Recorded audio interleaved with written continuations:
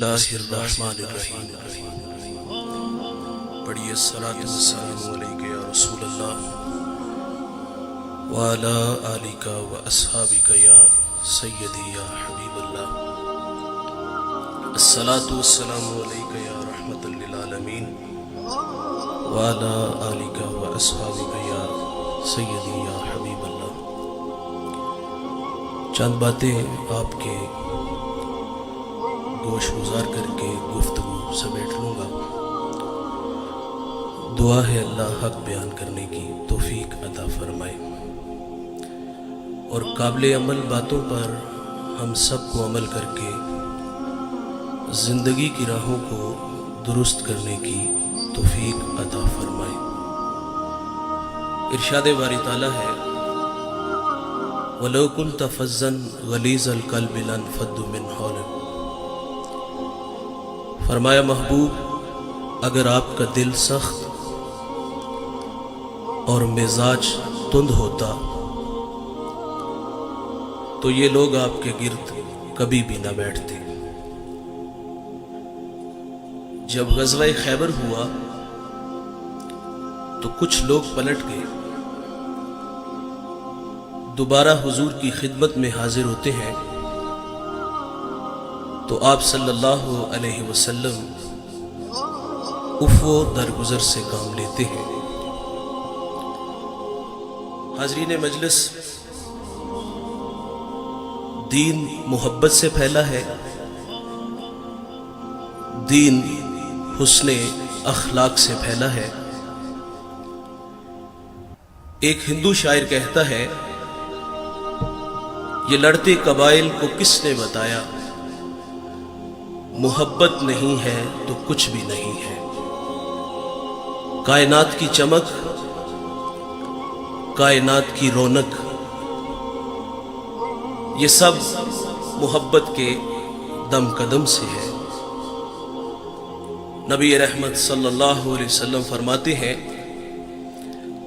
تم میں اچھا وہ ہے جس کا اخلاق اچھا ہے، اور وہ اچھا نہیں ہے جس کا اخلاق اچھا نہیں ہے۔ حضور کی خدمت میں ایک خاتون کا تذکرہ کیا گیا کہ بندہ نواز صوم و صلات کی پابند ہے، لیکن اس کے رویے سے اس کا ہمسایہ اذیت میں ہے، تو فرمایا وہ عورت جہنمی ہے۔ آقا فرماتے ہیں گھر خریدنے سے پہلے ہمسایہ اور سفر کرنے سے پہلے ہم سفر دیکھ لیا کرو۔ اور حضرت علی رضی اللہ تعالیٰ عنہ کا قول ہے، آپ فرماتے ہیں 5 چیزیں سعادت مندی کی نشانیاں ہیں، بیوی موافق ہو، بھائی متقی ہو، بیٹے نیک ہوں، اور ان میں ایک فرمایا کہ اس کے پڑوسی اچھے ہوں، اور 5واں فرمایا کہ اس کا رزق اس کے اپنے شہر میں ہو۔ ہمسایہ دیوار کا ہے یا سرحد کا؟ اگر ہمسائے اچھے میسر نہ آئے تو زندگی عذاب ہو جاتی ہے، اور اگر کسی کو اچھے ہمسائے مل جائیں تو یہ بہت بڑی دولت ہے۔ ابو حمزہ ایک بہت بڑے محدث گزرے ہیں، اور ان کے بارے میں مشہور تھا، لوگ کہتے تھے کہ یہ نشہ بیچتے ہیں۔ وہ کوئی منشیات کا کام نہیں کرتے تھے، بلکہ جب وہ حدیث رسول بیان کرتے تو لوگوں پہ نشہ طاری ہو جاتا تھا۔ ابو حمزہ کا ہمسایہ اس کو بامر مجبوری مکان فروخت کرنا پڑا، اور اس نے باہر لکھ کے لگا دیا مکان برائے فروخت، اور نیچے اس کی قیمت بھی لکھ دی 2000 میرے مکان کی قیمت ہے، اور مزید لکھا کہ 2000 ابو حمزہ کی ہمسائیگی کا بھی لوں گا۔ تو لوگوں کی ایک لمبی لائن لگ گئی تھی 4000 دینار دینے کے لیے، اور جب ابو حمزہ کو پتا چلا کہ میرا ہمسایہ مکان بیچ کر کے یہاں سے جا رہا ہے تو آپ نے خادم کو 4000 دینار دیے اور فرمایا جلدی جاؤ اور یہ میرے ہمسائے کو دے آؤ اور اس سے کہنا کہ یہ تو ویسے ہی رکھ لے لیکن مجھے چھوڑ کے نہ جانا۔ اچھا ہمسایہ بہت بڑی دولت ہے۔ حضور کی خدمت میں خاتون کا تذکرہ ہے، نمازیں بھی پڑھتی ہے، روزے بھی رکھتی ہے، لیکن زبان کا زہر کوبرا سانپ سے بھی زیادہ زہریلا ہے، تو فرمایا جہنمی ہے۔ اسی طرح ایک اور عورت کا تذکرہ ہوا، معمول کی نمازیں ہیں، معمول کے روزے ہیں، لیکن اس کے رویے سے اس کا ہمسایہ خوش ہے، تو میرے نبی فرماتے ہیں وہ عورت جنتی ہے۔ جنت کا معیار کیا ہے؟ میٹھے بول، اچھے اخلاق۔ امام منذری الترغیب والترہیب میں ایک روایت لائے ہیں، یہ 6 صدی کے محدث ہیں، حدیث کی معتبر کتاب ہے۔ حضور کی خدمت میں ایک جوان حاضر ہوا جس کا نام نامی اسم گرامی جابر بن سلیم تھا۔ حضور سے پہلی ملاقات تھی اور اللہ نے اپنے محبوب کو یہ کمال بخشا تھا کہ آپ پہلی ہی ملاقات میں اپنا بنا لیتے تھے۔ ان کے بول بہاروں جیسے اور اصحاب ستاروں جیسے، مٹھیاں مٹھیاں بولیاں مدنی ڈول دیاں، کنا دے وچ رہندیاں مشری گول دیاں۔ میٹھی میٹھی باتیں سنی من میں اتر گئی، ایمان نصیب ہوا۔ جانے لگے تو حضور سے عرض کرتے ہیں آقا میرے دامن میں کچھ حکمت کے موتی ڈال دیجئے۔ جو ابھی ابھی ایمان لایا ہے اس کو حضور نبی رحمت صلی اللہ علیہ وسلم نے پہلی نصیحت کیا فرمائی؟ نماز پڑھا کرو، روزے رکھو، حج کے لیے نکلو، مال کے نصاب ہو تو زکات دو۔ جو ابھی ابھی ایمان لایا ہے اس کو سب سے پہلی نصیحت یہ ارشاد فرمائی، لا تسبن احدا، فرمایا جابر کسی کو گالی نہ دینا، اس کو اخلاق سکھائے۔ اور آپ فرماتے پھر میں نے ساری زندگی کسی جانور کو بھی گالی نہیں دی۔ ہمارے بچے بولنا سیکھتے ہیں تو گالیاں سیکھتے ہیں۔ ہمارے گھر کا ماحول ایسا ہے، والد بچوں کو گالیاں دیتا ہے اور وہ بچپن میں سیکھی گالیاں کل بڑے ہو کر وہ والد کو بھی گالی دیتا ہے۔ فرمایا کسی کو گالی نہ دینا، اور میرے نبی کا فرمان ہے مرغے کو گالی نہ دو۔ کیوں؟ فرمایا اس لیے کہ وہ تمہیں نماز کے لیے اٹھاتا ہے۔ یہاں رک کر کے ایک جملہ عرض کروں گا، فرمایا مرغے کو گالی نہ دو، وہ تمہیں نماز کے لیے اٹھاتا ہے۔ آج لوگ علماء کو گالیاں دیتے ہیں جو لوگوں کو دین سکھاتے ہیں، جنہیں استنجا کرنے کا بھی پتہ نہیں نہ ہوتا، جو منہ میں آتا ہے وہ کہہ دیتا ہے۔ فرمایا پسو کو بھی گالی نہ دو۔ تعلیم تو یہ ہے کہ کسی پر لعنت بھی نہ کرو۔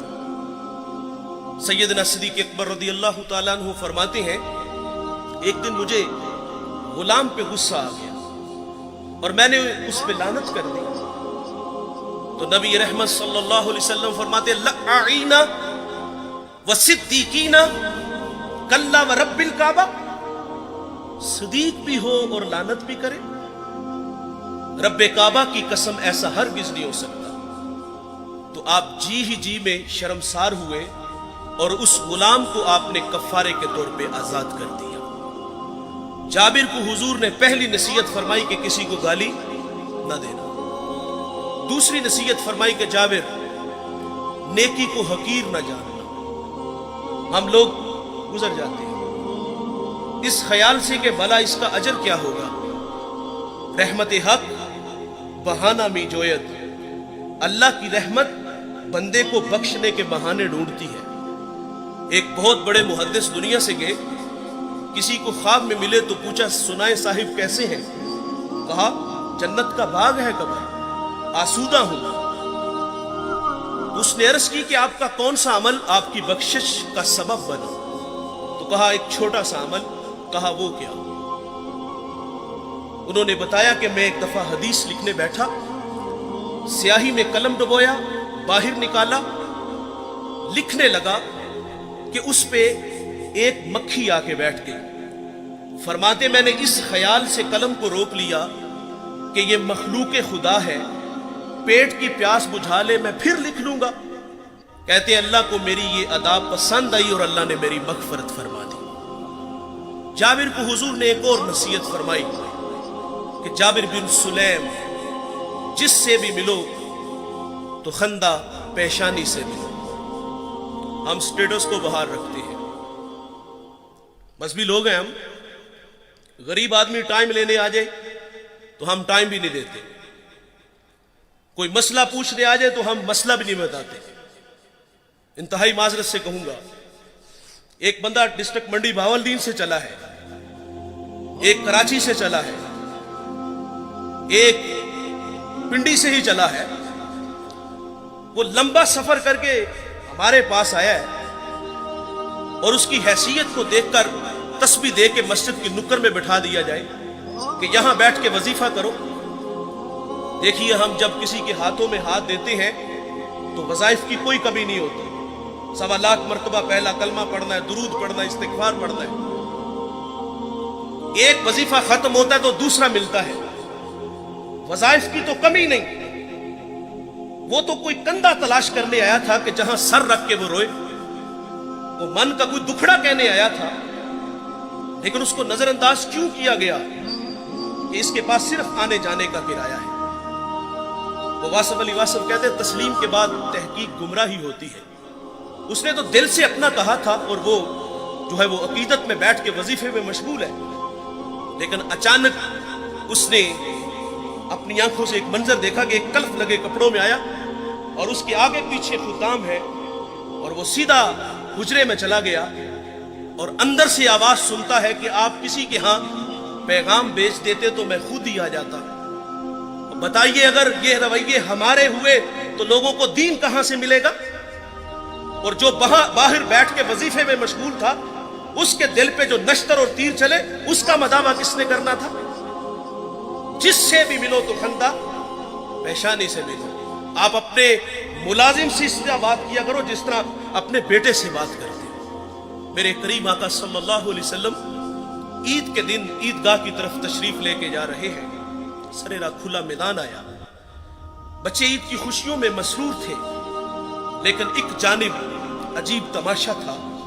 एक बच्चा है, तन पे जो पैरहन है वो फटा हुआ है, आंखें नमनाक हैं। हुजूर गुजरे के उस बच्चे को देखा तो कदम रुक गए और फरमाया, बेटे आप क्यों रो रहे हो? शायद के वो हुजूर को पहचान न सका। अर्ज करता है कि फलां गज़वे में मेरे वालिद हुजूर के साथ थे कि शहीद हो गए।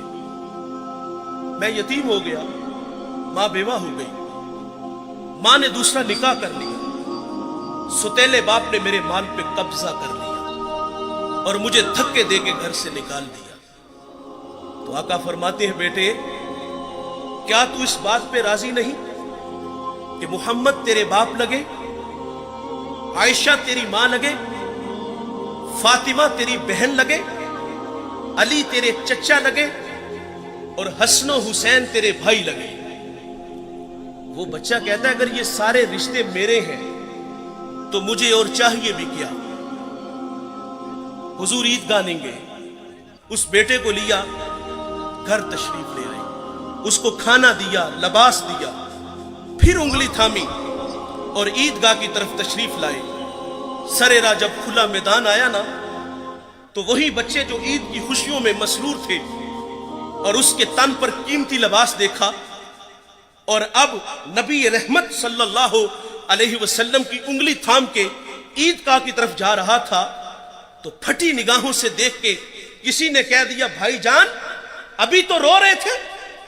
अब फख्र से कहता है, मैं भूखा था मुझे खाना मिला, मैं नंगा था मुझे लिबास मिला, मैं यतीम था मुझे अब्बू जी मोहम्मद मिले, आयशा माँ मिली, फातिमा बहन मिली, अली चचा मिले, हसनो हुसैन भाई मिले। वो कहता है अब भी मैं रोऊं, जिससे भी मिलो तो खंदा पेशानी से। इमाम राजी एक यतीम का तस्करा करते हैं। जब उसका वालिद दुनिया से चला गया तो माँ के तन पे जो कमीज थी वो जगह जगह से फटी हुई थी। माँ से कहता है माँ अगर रुखसत दो तो चचा से आपके लिए कमीज ना ले आऊं। माँ ने कहा बेटे तू अरब की रवायत से वाकिफ नहीं, तेरा चचा तुझे कमीज नहीं देगा, धक्के देगा। बचपने की मासूमियत थी कि मोहब्बत में माँ से उलझ बैठा। कहता है माँ क्यों नहीं देगा, मेरे वालिद का भाई है, बहुत सारे हक बनते हैं। जब जिद बढ़ी तो माँ ने इजाजत दे दी। ये बच्चा चचा के दरवाजे पे आया, दस्तक दी, चचा के बेटे बाहर आए और ये उनसे बातें करने लगा। इसने क्या कहा होगा कि चलो बाहर खेलने चलते हैं, या कोई कल का प्रोग्राम बनाने गया था? नहीं दोस्तों, वो क्या किसी मुफक्किर ने कहा था कि गरीब की जवानी जंगल का फूल और सर्दियों की चांदनी यूं ही बेकार जाती है। गरीब को तो जवानी में बाल संवारने का भी मौका नहीं मिलता। यकीनन उसने कहा होगा कि तुम्हारी चच्ची के तन पे जो कमीज है वो जगह जगह से फटी हुई है और मैं सवाली बन के तुम्हारे दरवाजे पर आया हूं। अभी ये बातें हो रही थी कि चचा भी आ गया।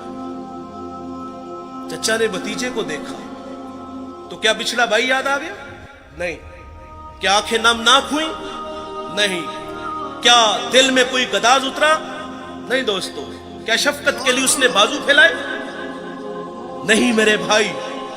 उसने अपने बच्चों को कमरे में भेजा और यतीम को धक्का देते हुए कहता है मनहूस पलट जा, कहीं तेरी नहुसत की वजह से मेरे बच्चे यतीम ना हो जाएं। आप गीना दिल टूट गया, आंखों से आंसू बह निकले। आका फरमाते जब यतीम रोता है तो अल्लाह का अर्श भी कांप उठता है। ये दुखता हुआ दिल लेके वापस पलटा। सरे राह हुजूर के गुलाम से मुलाकात हुई। उसने कहा बच्चे क्यों रो रहे हो? किसी ने मारा? किसी ने दिल दुखाया? कहा हां, मुझे अरब की तल्ख हवाओं ने रुला दिया। मैं यतीम हूं, धक्के खा के आया हूं। तो कहा बेटे घबरा नहीं, इस दुनिया में वो आ गया है जो दुखियों के दुख बांटता है, जो बेसहारों को सहारा देता है। वो नबियों में रहमत लक़ब पाने वाला, मुरादे गरीबों की भर लाने वाला, वो अपने पराओं का गम खाने वाला, मुसीबत में गैरों के काम आने वाला। कहा मेरे नबी मोहम्मद दुनिया में जलवागर हो चुके हैं, इस वक्त हरम में बैठे हैं, जाओ जो मांगोगे वो अता करेंगे। ये बच्चा घर आया, माँ ने कहा बेटे तुझे मना किया था। कहा माँ तूने सच कहा, लेकिन माँ अरब का माशरा अभी इतना भी बेरहम नहीं हुआ। सुना है माँ एक ऐसा है जो झिड़कता नहीं, एक ऐसा है जो झोली भरता है। मां कहती बेटे वो कौन है? उसने कहा जमाना उसको मुहम्मद सल्लल्लाहु अलैहि वसल्लम के नाम से जानता है। जब हुजूर का नाम सुना तो मां चौंक सी जाती है। कहा बेटे नहीं जाने दूंगी। कहा मां क्यों नहीं जाने दोगी? तो वालिदा कहती सुना है जो उससे मिलता है वो अपनी बातें भूल जाता है और उसके दीन धर्म को कबूल करता है। उसने कहा मां मैंने कमीज लेनी है, दे देंगे ठीक, नहीं तो लौट आऊंगा। ये बच्चा हुजूर की खिदमत में हाजिर हुआ। इस पे कुछ तकाजे बनते थे, मांगने के कुछ आदाब होते हैं ना। साइल हमारे दरवाजों पर भी आते हैं और क्या कुछ नहीं हमें कहते, सेठ साहिब, शेख साहिब, मौलाना साहिब, कारोबार के लिए दुआएं, बच्चों को दुआएं, फिर मुट्ठी आटा या 2 आने मिलते हैं। इस बच्चे पे तकाजा बनता था पहले यतीमी का दाग दिखाता, फिर अपनों के रवैये बताता, फिर सरे राह मिलने वाले हुजूर के गुलाम की कहानी छेड़ता कि मैंने सुना है आपके बारे में आप बड़े रहीम हो, बड़े करीम हो, मेहरबान हो, जो मांगो अता करते हो। इतना तो हक बनता था। लेकिन दोस्तों इस बच्चे ने कोई ऐसी बात नहीं की। इसने आके कहा जनाबे वाला मैंने आपके दीन को कबूल नहीं करना, मैं आपसे एक कमीज लेने आया हूं। मेरी मां के तन पे जो कमीज है वो जगह जगह से फटी हुई है। हुजूर नाराज नहीं होते, कमीज के बटन खोलते हैं, उतारते हैं और उस यतीम को अता फरमा देते हैं। और फिर यूं बाजू फैला के फरमाया, आजो बेटे मैं मोहम्मद के सीने से लग जाऊं, जिससे भी मिलो तो खंदा पेशानी से मिलो। जाबिर बिन सुलैम रदी अल्लाह तआला अन्हु फरमाते हैं, हुजूर ने मुझे एक और नसीहत इरशाद फरमाई। जाबिर बिन सुलैम, किसी को शर्मिंदा न करना, ये भी अखलाक से गिरी हुई बात है और हम कदम कदम पे करते हैं। देखिए भाई, इंसान की फितरत में भूल जाना है। कोई बंदा मरने से पहले आ जाए, हाथ जोड़ के कह दे कि या अल्लाह आज के बाद गुनाह नहीं करूंगा, ये उसका वादा है कि जो मेरी चौखट पे 2 आंसू ले आता है, मैं उसके गुनाह को लोहे महफूज से मिटा देता हूं। हम तो माइल बकरम है, कोई साइल ही नहीं, राह दिखलाएं किसे, कोई रहरवे मंजिल ही नहीं। जो गुनाह छोड़ देते हैं, आदत बारी ताला है, वो उनके गुनाहों को माफ कर देता है। बनी इसराइल में एक जवान था जिसका नाम किफल है। किफल किसी शरीफ आदमी का नाम नहीं, बहुत बड़ा बदमाश है। और उसकी बदमाशी क्या है, वो गरीबों की बेटियों को लूटता था। एक दफा उसने 60 दिनार में किसी मजबूर बेटी को खरीदा, खलवत में उसके पास गया, देखा तो वो रो रही थी। किफल समझता था कि मेरे पहलू में आने वाली हर बेटी बेगैरत होती है, लेकिन यहां बरसते आंसू देखे तो कदम रुक गए। सवाल करते कि क्यों रो रही हो? उसने कहा, किफल मैं शौक से नहीं आई, मुझे भूख तेरे तक खींच लाई है, मुझे गुर्बत तेरे तक खींच लाई है। यहां एक जुमला अर्ज करूंगा, जब मालदार लोग, जब सरमायादार लोग, जब वडेरे लोग गरीबों का हक नहीं ना देते, तो फिर गरीबों की बेटियां नीलाम हो जाती हैं। ये डायमंड मंडियां, ये बाजारे हुसन, ये कोठे, ये कंजरियां उस वक्त बनती हैं जब हम इनका हक नहीं देते। आज फख्र है कि बहुत बड़े जगीरदार हैं, बहुत बड़े जमींदार हैं, तिजोरियां खजानों से भरी हुई हैं और उनके हमने मुंह भी खोले हैं, पैसा पानी की तरह बहाते हैं। माशरे में हम दरिया दिल मशहूर है, लेकिन दौलत कहां लुटाते हैं? जहां नफ्स को हज मिलता है। मैं एक देहाती हूं, हमारे देहातों में मेले ठेले का माहौल होता है। कुत्तों की लड़ाई आई तो 50,000 वहां दे दिया, क्रिकेट मैच आया तो 1 लाख का इनाम वहां दे दिया। जहां नफ्स को हज मिला, हमने दौलत का मुंह वहां खोला। और जहां दौलत लुटाने से रब राजी होता है, उसकी रहमतें बरसती हैं, वहां गफलत की पट्टी। वो क्या किसी शायर ने कहा था कि देखा है मैंने शहर में कूड़े के ढेर पर 2 बच्चे लड़ रहे थे फकत एक बेर पर। फसलों को काटते कुछ टूटी चूड़ियां, कुछ बिक गई हैं दोस्तों गंदम के सेर पर। और गंदम अमीर शहर की होती रही खराब, बेटी मगर गरीब की फाकों से मर गई। और मोहसिन नकवी कहता है, मोहसिन ये गरीब लोग भी तिनकों का ढेर हुआ करते हैं, कभी पानी में बह गए तो कभी मलबे में दब गए। और अल्लाह ने आपको दौलत से नवाजा। दौलत वहां तो जहां दौलत लुटाने से रब राजी होता है, उसकी रहमतें बरसती हैं। हमारे गुजरावाला धुल्ला चौक पे एक बूढ़ा दिन दिहाड़े आटे का थैला उठा के दौड़ लगाता है। नहीफ था, 2 कदम चला के लोगों ने पकड़ा और खूब जद्दोकोब किया। और बाद में सवाल किया कि बूढ़े ये जुर्रत क्यों की? तो वो बूढ़ा रोने लगा। वो कहता है, 1 हफ्ता हो गया मुझे इस चौक में आके खड़ा होता हूं मजदूरी के लिए, और मुझे बूढ़ा समझ के लोग छोड़ के चले जाते हैं। हफ्ता हो गया, बच्चे भूख से मर रहे हैं। आज उनकी भूख देखी नहीं गई तो चोरी पे जो है वो आमादा हुआ। और दौलत यहां लुटाओ। ये नवाए वक्त में एक खबर छपी थी, कमालिया की बेटी वो शादी के काबिल थी, एक रिश्ता मिला, उधर से बारात आ रही है, इधर बेटी वाले तैयारियों में थे। हमसायगी में से किसी ने शरारत की कि जिसके घर में आ रहे हो वो अपनी बेटी को चंद जोड़ों के सिवा और कुछ भी नहीं दे सकता। बारात वहीं से वापस चली गई थी। बताओ, उस बेटी के दिल पे जो कुचोके और जख्म लगे थे, उसका मदावा किसने करना था? चांदी उतर आई बेटियों के बालों में। मुफलिस को फिर उम्मीद है कि बारात आएगी। और किताबे ज़ीस्त का एक और बाप बीत गया, जहेज बन न सका और शबाब बीत गया। और अल्लाह ने आपको दौलत से नवाजा है। गरीबों की बेवाओं की बेटियां घरों में बूढ़ी हो रही हैं, तुम कुत्तों की लड़ाई पे पैसे लुटा रहे हो, तुम हिजड़ों पे दौलत लुटा रहे हो। अगर दौलत लुटाने का शौक है تو معاشرے میں پھیلے ہوئے دکھ دیکھو، یتاما مساکین پہ دولت لٹاؤ تاکہ تم خدا کی رحمتوں کے مستحق ٹھہرو۔ لیکن دولت وہاں دی جہاں نفس کو حظ ملا۔ جب اس بیٹی نے کہا کفل مجھے بھوک تیرے تک کھینچ لائی ہے، یہ ایک جملہ کفل کی ہدایت کا سبب بنا۔ دل کے آئینے پہ چوٹ لگی، کفل رونے لگا، ہاتھ جوڑ کے کہتا ہے بہن مجھے معاف کر دے، تو جس عزت سے آئی ہے اسی عزت سے واپس گھر چلی جا، اور میرے لیے دعا کر کہ میں بڑا ہی کتا انسان ہوں، اللہ مجھے معاف کر دے۔ وہ بیٹی گھر چلی گئی اور ادھر تقدیر کا قلم چل گیا۔ اسی رات کفل کو موت آ گئی۔ صبح ہوئی تو زمانے نے کفل کی دیوار پہ یہ لکھا ہوا پڑا تھا کہ اللہ نے کفل کو معاف کر دیا ہے۔ وہ معاف کر کے راضی ہوتا ہے۔ بھائی ہمیں بھی آدر ڈالنی چاہیے۔ حضور کی خدمت میں ایک خاتون آئی اور عرض کرتی طہرنی یا رسول اللہ، طہرنی یا رسول اللہ، طہرنی یا رسول اللہ، طہرنی یا رسول اللہ۔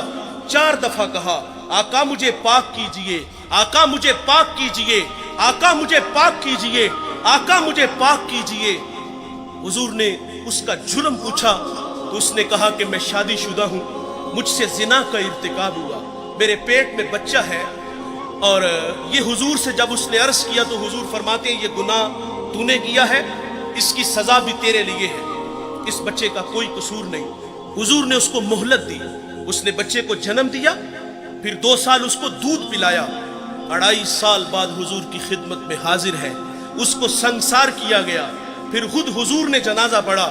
حضرت عمر رضی اللہ تعالیٰ عنہ عرض کرتے ہیں آقا یہ بڑی بدکار عورت تھی، تو میرے نبی فرماتے ہیں عمر اس خاتون نے ایسی سچی توبہ کی ہے، اگر اس کی توبہ کا 10واں حصہ اہل مدینہ میں بانٹ دیا جائے تو اللہ تعالیٰ سب کی مغفرت فرما دے۔ لیکن ہمارا حال کیا ہے؟ اگر غلطی ہو جائے تو ہم معافی نہیں کرتے۔ یار مثال کے طور پہ بندہ گناہ چھوڑ کے مسجد میں ہی آنا ہے نا اس نے، تو ہم کہتے ہیں لو 100 چوہے کھا کے بلی حج نو چلی، اور پائی تینوں مسجد آراکی نے وہایا، اسی اللہ نے جس اللہ نے تمہیں دکھایا ہے۔ کبھی ہم کہتے چور چوری چھوڑ دیتا ہے، ہیرا پھیری نہیں چھوڑتا، جوتے چرانے آئے ہو۔ وہ یار وہ آ گیا ہے، مسجد کی آبادی کا سبب بنا ہے، ہمیں خوش ہونا چاہیے تھا۔ میں شکر گڑھ باؤنڈری پہ ایک گاؤں میں حاضر ہوا تو وہاں جو محلے کی مسجد تھی نا، وہاں نماز تو بڑی دور کی بات ہے، اذان پڑھنے کے لیے کوئی بندہ نہیں ملتا تھا۔ یہ مسجدوں کی حالتیں ہیں۔ اقبال جب اندلس گیا، قرطبہ مسجد جس کے 1400 ستون ہیں، اسے اجڑا دیکھا تو اقبال وہاں پھوٹ پھوٹ کے رویا تھا کہ رو رہی ہے آج ایک ٹوٹی ہوئی مینا اسے، کل تلک جس ساکی کے گردش میں پیمانے رہے، خیر تو ساکی سہی مگر پلائے گا کسے، اب نہ میں کش باقی رہے نہ میں خانے رہے۔ اقبال کہتا ہے وائز قوم کی وہ پختہ خیالی نہ رہی، برق طبعی نہ رہی، شعلہ میں کالی نہ رہی، رہ گئی رسم آزاں روح بلالی نہ رہی، فلسفہ رہ گیا تلقین غزالی نہ رہی، اور مسجد مرثیہ خواہ ہے کہ نمازی نہ رہے، یعنی صاحب اوصاف وہ حجازی نہ رہے۔ اللہ کے گھر تو ویران ہے، اگر کسی کی پیشانی میں سجدوں کا نور ٹپک رہا ہے، وہ اللہ کے گھر میں حاضر ہے، ہمیں تو خوش ہونا چاہیے تھا، لیکن ہم شرمندہ کرتے ہیں۔ جب اللہ معاف کر دیتا ہے تو ہمیں بھی عادت ڈالنی چاہیے۔ علامہ سعدی لکھتے ہیں، شارح مسلم مفسر قرآن، ایک بوڑھے کا تذکرہ کرتے، وہ ہر سال حج کے لیے جاتا تھا۔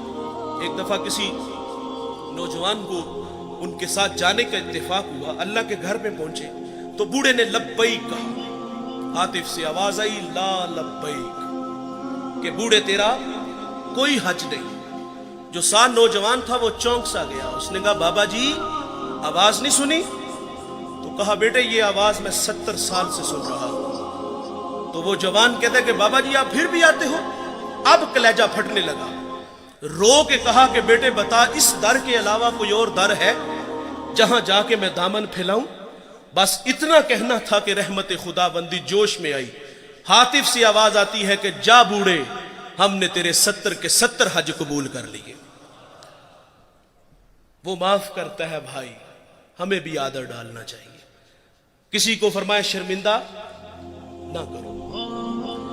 نبی رحمت صلی اللہ علیہ وسلم کی اقتداء میں صحابہ نماز کے لیے کھڑے ہیں، بالکل جماعت کا ٹائم تھا کہ کسی کی ہوا خارج ہو گئی، جماعت کا وقت ہے، ظاہر ہے وہ فوری اٹھے گا اور جا کے وضو بنائے گا. جو وہاں سے نکل کر وضو کے لیے جائے گا سبکی تو محسوس کرے گا نا, شرمندہ تو ہوگا نا.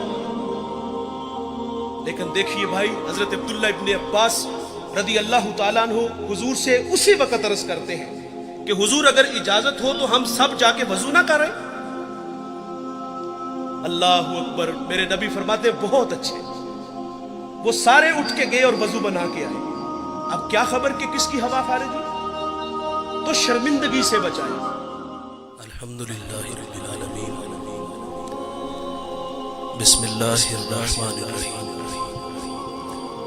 پڑھیے الصلاۃ والسلام علیک یا رسول اللہ وعلی آلک واصحابک یا سیدی یا حبیب اللہ. الصلاۃ والسلام علیک یا رحمۃ للعالمین وعلی آلک واصحابک یا سیدی یا حبیب اللہ. چند باتیں آپ کے گوش گزار کر کے گفتگو سمیٹ لوں گا. دعا ہے اللہ حق بیان کرنے کی توفیق عطا فرمائے اور قابل عمل باتوں پر ہم سب کو عمل کر کے زندگی کی راہوں کو درست کرنے کی توفیق عطا فرمائے. ارشاد باری تعالیٰ ہے وَلَوْ كُنْتَ فَظًّا غَلِيظَ الْقَلْبِ لَانفَضُّوا مِنْ حَوْلِكَ. فرمایا محبوب اگر آپ کا دل سخت اور مزاج تند ہوتا تو یہ لوگ آپ کے گرد کبھی بھی نہ بیٹھتے. جب غزوہ خیبر ہوا تو کچھ لوگ پلٹ گئے, دوبارہ حضور کی خدمت میں حاضر ہوتے ہیں تو آپ صلی اللہ علیہ وسلم عفو درگزر سے کام لیتے ہیں. حاضرین مجلس, دین محبت سے پھیلا ہے, دین حسن اخلاق سے پھیلا ہے. ایک ہندو شاعر کہتا ہے یہ لڑتے قبائل کو کس نے بتایا, محبت نہیں ہے تو کچھ بھی نہیں ہے. کائنات کی چمک, کائنات کی رونق, یہ سب محبت کے دم قدم سے ہے. نبی رحمت صلی اللہ علیہ وسلم فرماتے ہیں تم میں اچھا وہ ہے جس کا اخلاق اچھا ہے, اور وہ اچھا نہیں ہے جس کا اخلاق اچھا نہیں ہے. حضور کی خدمت میں ایک خاتون کا تذکرہ کیا گیا کہ بندہ نواز صوم و صلات کی پابند ہے, لیکن اس کے رویے سے اس کا ہمسایہ اذیت میں ہے. تو فرمایا وہ عورت جہنمی ہے. آقا فرماتے ہیں گھر خریدنے سے پہلے ہمسایہ اور سفر کرنے سے پہلے ہم سفر دیکھ لیا کرو. اور حضرت علی رضی اللہ تعالیٰ عنہ کا قول ہے, آپ فرماتے ہیں 5 چیزیں سعادت مندی کی نشانیاں ہیں. بیوی موافق ہو, بھائی متقی ہو, بیٹے نیک ہوں, اور ان میں ایک فرمایا کہ اس کے پڑوسی اچھے ہوں, اور 5واں فرمایا کہ اس کا رزق اس کے اپنے شہر میں ہو. ہمسایہ دیوار کا ہے یا سرحد کا؟ اگر ہمسائے اچھے میسر نہ آئے تو زندگی عذاب ہو جاتی ہے, اور اگر کسی کو اچھے ہمسائے مل جائیں تو یہ بہت بڑی دولت ہے. ابو حمزہ ایک بہت بڑے محدث گزرے ہیں, اور ان کے بارے میں مشہور تھا, لوگ کہتے تھے کہ یہ نشہ بیچتے ہیں. وہ کوئی منشیات کا کام نہیں کرتے تھے, بلکہ جب وہ حدیث رسول بیان کرتے تو لوگوں پہ نشہ طاری ہو جاتا تھا۔ ابو حمزہ کا ہمسایہ اس کو بامر مجبوری مکان فروخت کرنا پڑا، اور اس نے باہر لکھ کے لگا دیا مکان برائے فروخت، اور نیچے اس کی قیمت بھی لکھ دی 2000 میرے مکان کی قیمت ہے، اور مزید لکھا کہ 2000 ابو حمزہ کی ہمسائیگی کا بھی لوں گا۔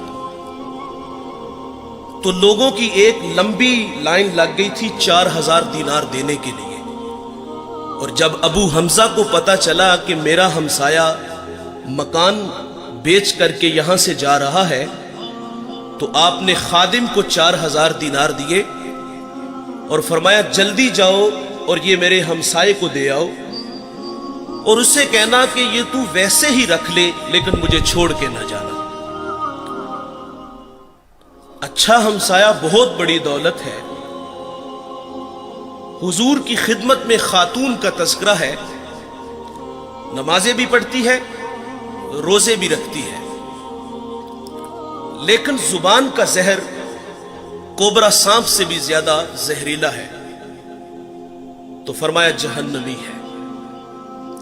اسی طرح ایک اور عورت کا تذکرہ ہوا، معمول کی نمازیں ہیں، معمول کے روزے ہیں،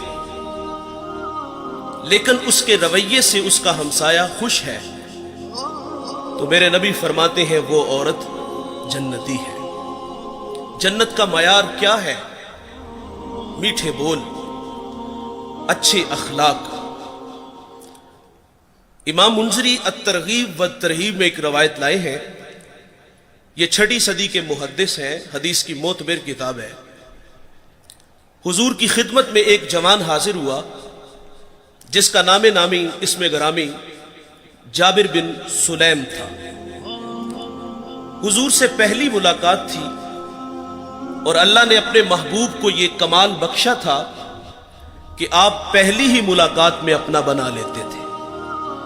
ان کے بول بہاروں جیسے اور اصحاب ستاروں جیسے، مٹھیاں مٹھیاں بولیاں مدنی ڈول دیاں، کنا دے وچ رہندیاں مشری گول دیاں۔ میٹھی میٹھی باتیں سنی من میں اتر گئی، ایمان نصیب ہوا۔ جانے لگے تو حضور سے عرض کرتے ہیں آقا میرے دامن میں کچھ حکمت کے موتی ڈال دیجئے۔ جو ابھی ابھی ایمان لایا ہے اس کو حضور نبی رحمت صلی اللہ علیہ وسلم نے پہلی نصیحت کیا فرمائی؟ نماز پڑھا کرو، روزے رکھو، حج کے لیے نکلو، مال کے نصاب ہو تو زکات دو۔